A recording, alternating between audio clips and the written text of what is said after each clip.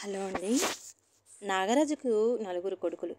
అందులో పెద్దవాడు మూర్తి, రెండోవాడు మధు, మూడోవాడు భాను, చిన్నవాడు సాయి. వీరు నలుగురే కాకుండా నాగరాజుకి ఇద్దరు కూతుర్లు కూడా ఉన్నారు. నాగరాజుకి వయసు మీద పడటంతో పెద్ద కొడుకుకి పెళ్లి చేస్తే ఇల్లు సంసారం చూసుకుంటాడు, చేతికి అంది వస్తాడు అని తనకి మంచి అమ్మాయి, సరిజోడి అయిన సుజాతని చూసి పెళ్లి చేశారు. సుజాత మంచి గడుసు పిల్ల. తొందరలోనే అన్నీ గమనించి ఇక్కడ ఉంటే తాను ఎప్పుడూ అత్తామామలు సేవ చేస్తూ గడపాలని, వారి కింద ఉండాలని అనుకుని ఎలాగైనా ఇక్కడ నుండి పట్టణానికి వెళ్ళి అక్కడ తమ పిల్లలే ఉండాలి అని అనుకున్నది. ఇక్కడే ఉంటే తన కోరికలు తీరవు, అదీ కాక ఆడపడుచులకు తామే దగ్గర ఉండి పెళ్లి చేయాల్సి వస్తుంది, తమకి ఏమీ మిగలదు అని భావించి భర్తని సతాయించటం మొదలుపెట్టింది. మూర్తి మృదువైనవాడు, సాధు స్వభావం ఉన్నవాడు. దాంతో భార్యకి సర్ది చెప్పలేక తనలో తాను మదన పడుతూ ఉండేవాడు. నాగరాజు భార్య లక్ష్మి ఇదంతా గమనిస్తూ ఉన్నా ఎప్పుడూ బయటపడలేదు, భర్తకు కూడా చెప్పలేదు. చేతికి అంది వచ్చిన కొడుకుని భార్య ఆడించడం చూస్తూ ఉంటుంది. కొడుకు సంగతి తెలుసు కాబట్టి అర్థం చేసుకొని మౌనంగా ఉంటుంది. మూర్తి రెండో తమ్ముడు మధు కూడా వయసుకు వచ్చాడు. సుజాత కన్ను అతని మీద పడింది.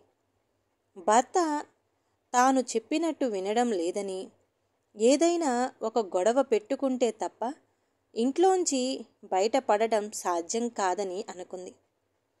ఒకరోజు అత్తామామలు హాస్పిటల్కి వెళ్ళారు. భర్త పొలానికి, మిగతా వాళ్ళు స్కూలుకి వెళ్ళిన సమయంలో మూర్తికి టిఫిన్ తేవడానికి వచ్చిన మధుని గట్టిగా కౌగిలించుకుని తిరిగి తానే అరుస్తూ అందర్నీ పోగు చేసి తన జాకెట్ తానే చింపుకొని తన మరది తన మీద అగాత్యానికి ఒడిగట్టబోయాడు అని అందరికీ తెలిసేలా చేసింది. అప్పుడే పొలం నుండి వచ్చిన మూర్తి అది చూసి ఆవేశంగా తమ్ముణ్ణి బాగా కొట్టాడు. హాస్పిటల్ నుండి వచ్చిన తండ్రి పెద్ద కొడుకు ఆవేశంగా కొడుతున్న చిన్న కొడుకుని తప్పించి, వాడిని ఎందుకురా కొడుతున్నావు, ఏం తప్పు చేశాడు అని అడిగాడు. జరిగిన విషయం అంతా చెప్పాడు మూర్తి కోపంగా. అదంతా విన్న తల్లిదండ్రులు, ఒరే, మీరందరూ నా కడుపున పుట్టినవారే, నీ తమ్ముడు అలా చేశాడు అంటే నువ్వు నమ్ముతున్నావా? నిన్న మొన్న మన ఇంటికి వచ్చిన వారి మాట నీకు నమ్మాలని అనిపించిందా? చిన్నప్పటి నుండి కలిసి పెరిగిన నీకు కళ్ళకి పొరలు కమ్మాయి, వాటిని తొలగించుకో అని హితవు చెప్పాడు తండ్రి. నాన్న, ఇంత జరిగిన తర్వాత ఇక నేను ఇక్కడ ఈ ఇంట్లో ఉండలేను, నా వంతు భాగం నాకు పంచి ఇవ్వండి, నా బతుకు నేను బతుకుతాను అని అన్నాడు మూర్తి. ఆ మాటలకు తల్లిదండ్రులు బిత్తరపోయారు. బాధ్యత చేపట్టాల్సిన కొడుకు భాగం పంచమని అంటున్నాడు. అది విన్న ఆ ఊరి పెద్ద మనుషులు కూడా అదే మంచిదని అన్నారు. దాంతో వాటాలు వేరయ్యాయి. మూర్తి తన భాగాన్ని అదే ఊరిలోని వేరే అతనికి కౌలుకి ఇచ్చాడు. వచ్చిన కొన్ని సామాను కొంత తీసుకొని పట్టణానికి బయలుదేరారు. పట్టణంలో సుజాత అక్క నిర్మల, చలం బావగారు ఉంటారు. దాంతో సుజాత వాళ్ళు అక్కడికే ముందుగా వెళ్ళారు.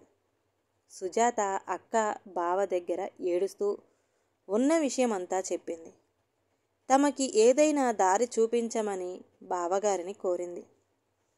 దానికి బావ చలం, దానికేం భాగ్యం, మీరేమీ దిగులు పడకండి, అన్నీ నేను చూసుకుంటా కదా అని అభయమిచ్చాడు.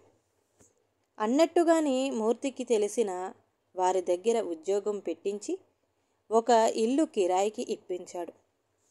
వాళ్ళు ఆ కిరాయి ఇంట్లో కొన్ని రోజులు చేరారు. రోజులు ఆనందంగా గడిచిపోతున్నాయి. సుజాతకి అయితే పండగలా ఉంది. రోజూ కాకున్నా వారానికి ఒక సినిమా, పార్కులు, షాపింగులతో సంతోషంగా ఉండసాగింది. అక్క చెల్లెళ్ళు ఇద్దరూ కలిసి బాగా తిరుగుతూ షాపింగులు చేస్తూ ఉన్నారు. కొన్ని రోజులు తర్వాత తిరగడం విసుగు వచ్చిన సుజాత తనకి ఏమీ తోచడం లేదంటూ మూర్తిని విసిగించటం మొదలుపెట్టింది. ఒక టీవీ అయినా కొనమని అంటూ ఉండేది. మూర్తి చేసేది చిన్న ఉద్యోగం కావటంతో బోటాబోటీగా సరిపోవడంతో టీవీ కొనే శక్తి నాకు లేదు. కానీ ఆఫీసులో కొంత డబ్బు అప్పుగా తీసుకొని చిన్న కిరాణా కొట్టు పెట్టించాడు. సుజాత ఆ కిరాణా కొట్టుని కొన్ని రోజులు బాగానే నడిపింది. హుషారుగా ఉంటూ కొత్తలో బాగానే సంపాదించింది. అక్కడికి దగ్గరలో కొట్లు ఏవీ లేకపోవడంతో షాపు బాగానే నడిచింది. తొందరలోనే సుజాత అనుకున్నట్టుగా టీవీ కొనుక్కుంది. వాళ్ళు అలా బాగుపడుతూ ఉంటే చూసి ఓర్వలేకపోయాడు సుజాత భావచలం. తాను చూపించిన ఉద్యోగం చేస్తూ మంచి వ్యక్తిగా పేరు తెచ్చుకుని ఉద్యోగంలో ప్రమోషన్ తెచ్చుకున్న మూర్తిని, అలాగే తెలివి పెరిగి షాప్ పెట్టి తనకన్నా ఎక్కువ సంపాదన పరులు అవ్వడంతో అక్క సంతోషించిన చలం మాత్రం లోపల కుళ్ళిపోసాగాడు. చలం ఎప్పుడు సమయం దొరుకుతుందా, ఎప్పుడు కాటు వేద్దామా అని ఎదురు చూసే రోజు రానే వచ్చింది. మూర్తి ఆఫీసు పని మీద క్యాంపుకు వెళ్ళాడు 1 నెల రోజులు. ఆ సమయాన్ని బాగా ఉపయోగించుకున్న చలం అటు శారీరకంగా ఇటు ఆర్థికంగా కూడా సుజాతని నమ్మించి, ఇంకా నీకు ఎక్కువ డబ్బులు వచ్చేలా చూస్తాను, నువ్వు కష్టపడుతూ ఉంటే చూడలేకపోతున్నా, నీ భర్తకి ఎప్పుడు ఉద్యోగం తప్ప వేరే ఏమీ పట్టదు అని అంటూ తన మాయలో పడేశాడు. సుజాత కూడా బావ అంటే ఇష్టం, పైగా డబ్బు మీద ఆశతో అతని మాయలో పడి భర్త కూడా తనని నిర్లక్ష్యం చేస్తూ పట్టించుకోకపోవడం వల్ల అతని ఆకర్షణలో పడిపోయింది. శరీరంతో పాటు తాను దాచుకున్న డబ్బు నగలు అన్నీ అప్పగించింది చలానికి. ఆ డబ్బు నగలు తీసుకొని, నీ భర్తకి ఈ విషయాలు ఏమీ చెప్పకు, చెప్తే నిన్నే తిడతాడు అని హెచ్చరించి మరి వాటితో వెళ్ళిపోయాడు చలం. చలం ఇచ్చిన సుఖాన్ని మరీ మరీ గుర్తు చేసుకుంటూ తన డబ్బు రెట్టింపుగా తెచ్చినట్టు కలలు కంటూ ఉండసాగింది సుజాత. భర్త వచ్చాక కూడా తనతో సరిగా ఉండకుండా తనేదో మహారాణి అన్నట్టుగా తనలో తాను మురిసిపోతూ ఉండేది సుజాత. మూర్తి అది గమనించి టీవీ వచ్చిన సంతోషంలో ఉందని అనుకున్నాడు తప్ప వేరేగా ఊహించలేకపోయాడు. కొన్ని రోజులకి చలం మళ్ళీ వచ్చి ఇంకా డబ్బు ఇవ్వమని అడగసాగాడు. బావ, ఉన్నవన్నీ నీకే ఇచ్చాను కదా, ఇక నా దగ్గర ఏమీ లేదు, అయినా డబ్బు ఎక్కువ చేసి ఇస్తా అన్నావు కానీ ఇంతవరకు 1 రూపాయి కూడా ఇవ్వలేదు. మొన్న ఒక పెళ్ళికి వెళ్ళాం, నగలు వేసుకో అని అన్నాడు మా ఆయన. నేను రానని చెప్పి తప్పించుకున్నా. మళ్ళీ ఆయన అడిగేసరికి నా నగలు కావాలి, తెచ్చి ఇవ్వు అని అంది సుజాత. వాటిని ఎప్పుడో కరిగించిన చలం మాట్లాడలేదు.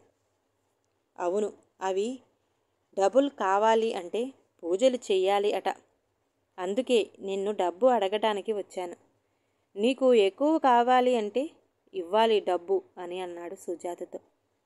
ఇప్పుడు నా దగ్గర లేవు బావా, ఈ ఒక్కసారికి నువ్వు ఎలాగోలా సర్దు అంది సుజాత ఇంకా అతన్ని నమ్ముతూ. నా దగ్గరే ఉంటే నిన్నెందుకు అడుగుతాను, అయిన ఊర్లో మీ వంతు పొలం ఉందిగా, దాన్ని అమ్మి తమ్మని నీ భర్తని అడుగు, నేను మళ్ళీ వస్తా అని వెళ్ళిపోయాడు చలం. చలం మాటలకి మళ్ళీ మాయలో పడిన సుజాత అందిన చోటల్లా అప్పులు చేసి చలానికి ఇచ్చింది. ఆ తర్వాత సుజాత అడిగినప్పుడు అలా అదిగో ఇదిగో అంటూ అలా మాటలు దాటవేస్తూ డబ్బులు ఇవ్వకుండా 1 సంవత్సరం పాటు తప్పించుకుని తిరిగాడు చలం. ఇక సుజాతకు విసుగు వచ్చి ఒకరోజు చలంని నిలదీసిన సుజాత అతని మాటలు విని బిత్తరపోయింది. చూడు, నీ డబ్బు నగలు నేను వాడుకున్నా, ఇక అవి రావు. నన్ను అడగకు. ఒకవేళ నువ్వు నీ భర్తకి చెప్పావనుకో, నేను నీతో జరిపిన సుఖం గురించి చెప్పవలసి వస్తుంది. కాబట్టి నీ కాపురం బాగుండాలి అంటే నీ డబ్బు నగలు అన్నీ మర్చిపో. లేదంటే నీ పరువు తీస్తాను. నువ్వే సుఖం కోసం నాకు డబ్బు ఇచ్చావు అని అందరికీ చెప్తా అని బెదిరించాడు చలం. ఆ మాటలు విని తాను ఎంత మోసపోయిందో అప్పుడు అర్థమైంది సుజాతకి. మంచివారైన అత్తమామలని, మంచి భర్తని మోసం చేసి తనేం కోల్పోయిందో, తాను ఏ అపవాదు వేసి ఆ ఉమ్మడి కుటుంబాన్ని వదిలేసి వచ్చి ఈ చలం మాటలకి మోసపోయి ఉన్న బంగారమంతా వాడి చేతికి ఇచ్చింది. ఇప్పుడు వాడు ఇలా మోసం చేయడంతో ఎవరికి తన బాధ చెప్పాలో తెలియక ఏడుస్తూ కూర్చుంది సుజాత. భర్తకి తెలిస్తే ఏమైనా ఉందా? తనని ఉప్పు పాత్ర వేస్తాడు. తాను అత్తామామలని కాదని వేరే కాపురం పెట్టి ఎంత తప్పు చేసింది గుర్తుకు వచ్చి ఇప్పుడు వారి ముందు తలెత్తుకోలేను అని అనుకుంటూ ఇక వేరే దారి తెలియక చనిపోవాలని నిర్ణయం తీసుకొని ఉరేసుకొని చావాలి అనుకొని ఫ్యాన్కి చీర వేసింది. ఆగు వదినా, ఉరేసుకోవాల్సింది నువ్వు కాదు వీడు అని అంటూ చలాన్ని ముందుకు తోశాడు మధు.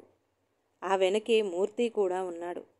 అందరూ కలిపి చలంని 4 పీకేసరికి డబ్బు నగలు అన్నీ ఎక్కడ ఉన్నాయో చెప్పాడు. వాటిని తెచ్చి వదినికి ఇచ్చాడు మధు. అది చూసి సుజాత ఏడుస్తూ, నన్ను క్షమించండి. నేను ఎవరు వేయని అపవాదు నీ మీద వేశాను. నలుగురిలో నవ్వులు పాలు చేశాను. ఉమ్మడి కుటుంబం వద్దు అని వేరు కాపురం పెట్టాలని అలా చేశాను. తప్పు చేశాను. నన్ను క్షమించండి మరిదిగారు అని అంది. వదినమ్మ, మీరు మీ కాపురం కోసం నా మీద నింద వేశారు. మీ కోరికలో న్యాయం ఉందేమో, కానీ నాకు మీ మీద ఏ కోపం లేదు. పదండి, మన ఇంటికి మనం వెళ్ళిపోదాం అన్నాడు మధు. అత్తమామలకి నా ముఖాన్ని చూపించలేను అంది సుజాత.